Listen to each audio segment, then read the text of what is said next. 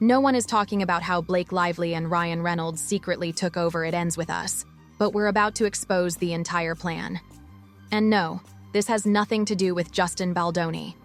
Their strategy was in motion before the project even started, and once you see how they pulled it off, you'll never look at Hollywood power moves the same way again. Blake didn't just act in this movie. She engineered a full-scale Hollywood takeover, and it all follows the same playbook Ryan Reynolds used for Deadpool to turn a modest salary into a multi-million-dollar franchise empire. But before we dive in, do me a favor. Hit that like button, share this video, and subscribe. Every single subscription helps me buy more coffee so I can keep exposing Hollywood's wildest secrets instead of passing out at my keyboard. Seriously, I'm one caffeine crash away from narrating this video in my sleep.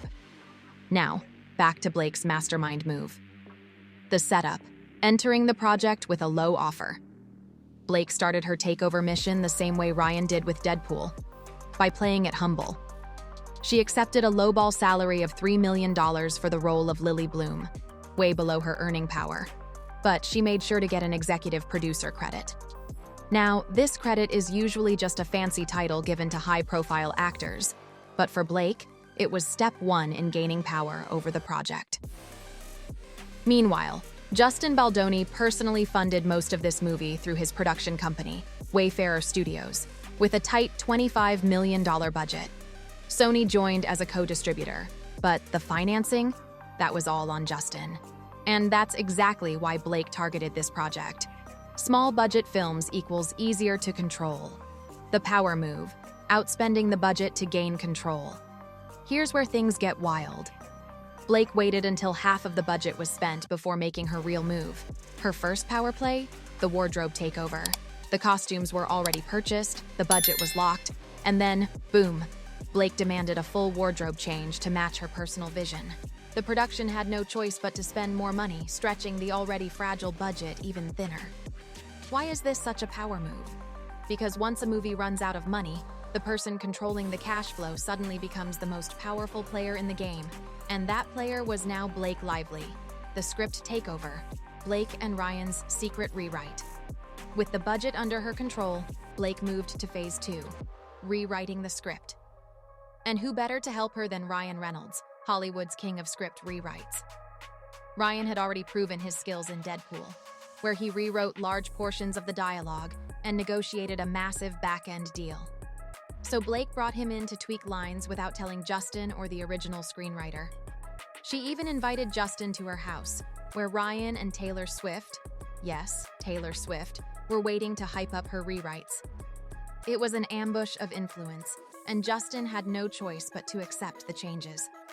Oh, and when he hesitated, Blake hit him with late-night guilt trip texts, making it seem like she was the victim.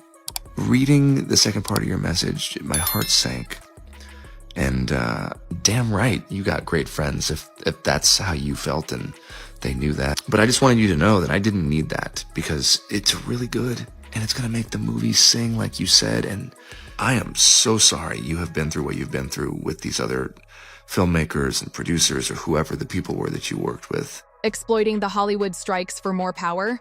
Then came the actors and writers strikes, which put the movie on pause. Challenges Hollywood's and Blake tolerance. saw her golden opportunity. She renegotiated her contract with 17 non-negotiable demands, including even more creative control. At this point, Justin was trapped. He was bleeding money, Sony was pressuring him to keep Blake happy, and now she had even more leverage over the project. This is exactly what Ryan did with Deadpool 2. Wait until the right moment, then demand control. The editing room coup, Blake and Ryan's final move. If you thought Blake was done, think again. Traditionally, directors have a protected editing period, meaning only they can shape the final cut.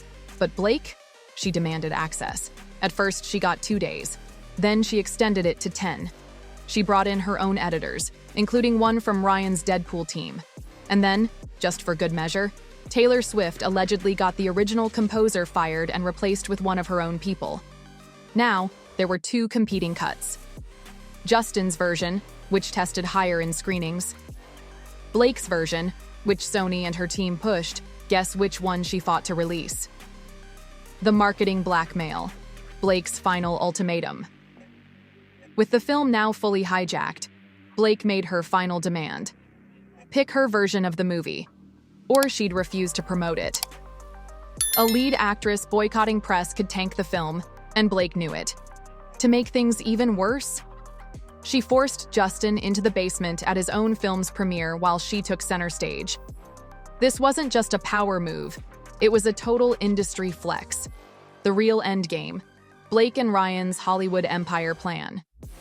Now, here's the real twist. Blake wasn't just after this movie, she was after an empire. Her real goal? The rights to all of Colleen Hoover's books. Colleen Hoover even launched her own production company, Heartbones Entertainment, right around the time of the takeover, suggesting she and Blake might be working on future deals together. Blake and Ryan could lock down an entire book-to-film franchise just like Ryan did with Deadpool. But did she go too far? Did Blake win or lose? On paper, Blake pulled off a Hollywood masterclass in power moves, but the It Ends With Us trailer faced massive backlash, and her reputation took a hit. Even worse, the Producers Guild of America, PGA, might not even approve her producer credit, meaning all this drama could have been for nothing. So, did Blake outplay Hollywood, or did she just pull a Daenerys Targaryen and overplay her hand? Let me know what you think in the comments.